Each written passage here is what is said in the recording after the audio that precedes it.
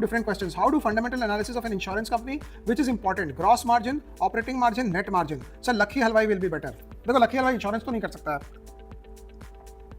तो gross margin ये हुआ, अगर आप जलेबी बनाने में मैदा यूज कर रहे हो, तेल यूज कर रहे हो, घी यूज कर रहे हो और गैस यूज कर रहे हो, और आपके यहाँ जो हलवाई दिहाड़ी मजदूर आया है, ये सबको अगर मैंने माइनस किया तो ये हो गया वेरिएबल कॉस्ट. तो वेरिएबल कॉस्ट वो कॉस्ट होता है, 20 जलेबी बनाओगे तो ज़्यादा घी लगेगा, 200 जलेबी बनाओगे तो बहुत ज़्यादा घी लगेगा, 2000 जलेबियाँ बनाओगे तो और ज़्यादा घी लगेगा. तो इसी ढंग से घी, मैदा, चीनी, तेल, ये सारे आइटम्स, गैस और जो दिहाड़ी मजदूर जो आपने बुलाया है, हलवाई को दूसरा बुलाया है वहाँ पे जलेबियाँ निकालने को, इन सब की सैलरी माइनस करते हैं वेरिएबल कॉस्ट, जो ऐसा कॉस्ट जो प्रोपोर्शन में चलता है आउटपुट के. ज़्यादा करोगे, ज़्यादा आउटपुट करोगे तो ज़्यादा खर्चा लगेगा.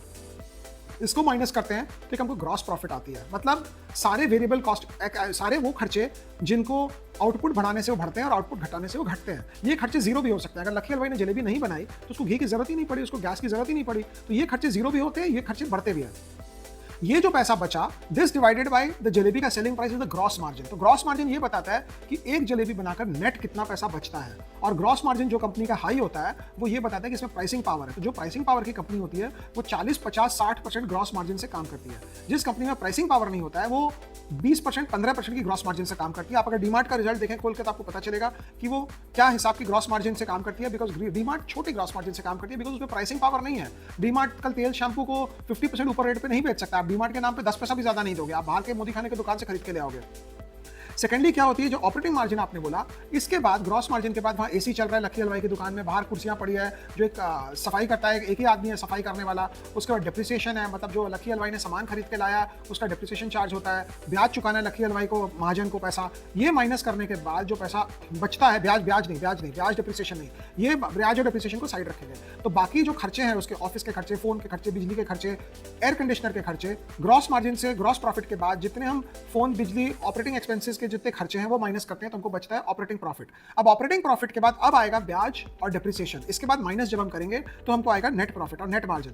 तो नॉर्मली हम देखते हैं लोग ग्रॉस मार्जिन नहीं देखते हैं, लेकिन अगर आपकी कंपनी लॉस मेकिंग है तो आपको ग्रॉस मार्जिन देखने से बहुत अच्छा सेंस आता है. अगर आपकी कंपनी थोड़ी सी लॉस कर रही है, ग्रॉस मार्जिन 50%, 55% है, तो ये जरूर समझें कि वो ग्रॉस मार्जिन जो है उस कंपनी को टर्न अराउंड करा देगा. अगर आपकी कंपनी ग्रॉस मार्जिन 15-20% कर रही है और कंपनी लॉस में है तो फिर उसका टर्न अराउंड होना बहुत मुश्किल होता है. तो ग्रॉस मार्जिन मोस्ट इंपॉर्टेंट होता है. एबिटा मार्जिन जिसको हम कहते हैं, ऑपरेटिंग मार्जिन, वो भी इंपॉर्टेंट होता है, लेकिन मैं पर्सनली ग्रॉस मार्जिन ज्यादा देखना चाहता हूं, बिकॉज आपको ग्रॉस मार्जिन बता देगा उस बिजनेस में प्राइसिंग पावर है कि नहीं. क्वेश्चन है, company can grow from 1 crore to 1000 crore market cap in 30 years.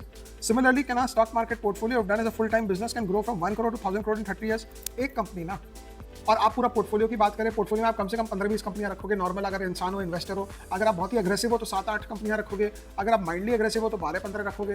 But एक कंपनी तो 1 से 1000 हो जाएगी, लेकिन कौन सी होगी वो हमें बाद में पता चलता है. जब होती है तब पता नहीं चलता है.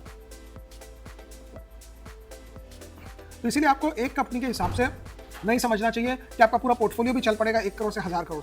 10 करोड़ के बाद स्ट्रगल हो जाता है पैसा बड़ा होने में, क्योंकि आपकी एंट्री और एग्जिट रेस्ट्रिक्टेड होती है. आप स्प्रेड कर देंगे तो ऐसे भी पैसा नहीं बनेगा, और अगर आप ज्यादा कॉन्सेंट्रेटेड रहेंगे तो एंट्री एग्जिट का कॉस्ट देना पड़ेगा स्मॉल कैप में.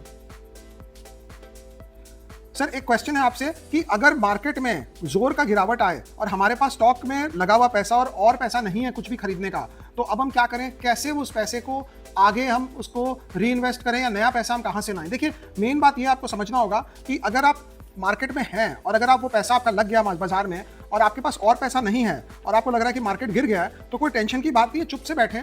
मार्केट जब गिरेगा तो वापस बढ़ता भी है. जरूरी नहीं है कि हर वक्त मार्केट गिरने पे आपके पास पैसा हो, और मार्केट गिरने पे आपके पास पैसा भी होगा तो आपको कैसे पता चलेगा कि इस पॉइंट पे आपको इन्वेस्ट करना है. वो हमको पता नहीं चलता कि किस पॉइंट पे इन्वेस्ट करना है.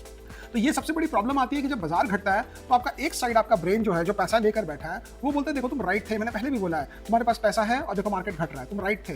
बाजार और घटता है, वो आपको खरीदने नहीं देता है. ऐसा होता है कि वो नीचे तक आपको खरीदने नहीं देता, और स्टॉक घूमता है तो आपको लगता है हाँ मुझे खरीदना था, लेकिन कहाँ खरीदना था, पीछे वाले दाम में. स्टॉक और ऊपर जाता है, फिर आपको लगता है नहीं मुझे खरीदना था पीछे वाला दाम में, जो दाम से नीचे से घूम के गया. फिर स्टॉक और ऊपर जाता है, फिर आपको वही थ्योरी वापस लगती है, हमें खरीदना था पीछे वाले दाम में. तो इस ढंग से आपका डाउन साइड भी आप मिस होता है और अप साइड भी मिस होता है. मैंने पीछे भी बोला 2008 की मंदी में बहुत जन, इंडिया के जितने बुद्धिजीव हैं, सब कैश में आ गए थे, including India's mutual funds at that time.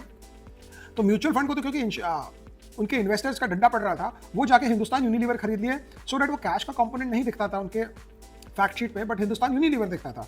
लेकिन उसी वक्त जब मार्केट घूमा नीचे से, तो ये सारे म्यूचुअल फंड्स हिंदुस्तान यूनिलीवर लिए वही रह गए, वापस मार्केट ऊपर जाता गया और ये पकड़ ही नहीं पाए। तो जितने एग्जिट मारे थे 2008 की तेजी में, उसमें से कोई भी अंदर नहीं घुस पाया। वापस 2009 में जब भी मार्केट रिकवर करके ऊपर आया, तो ये एक नॉर्मल सी चीज़ है।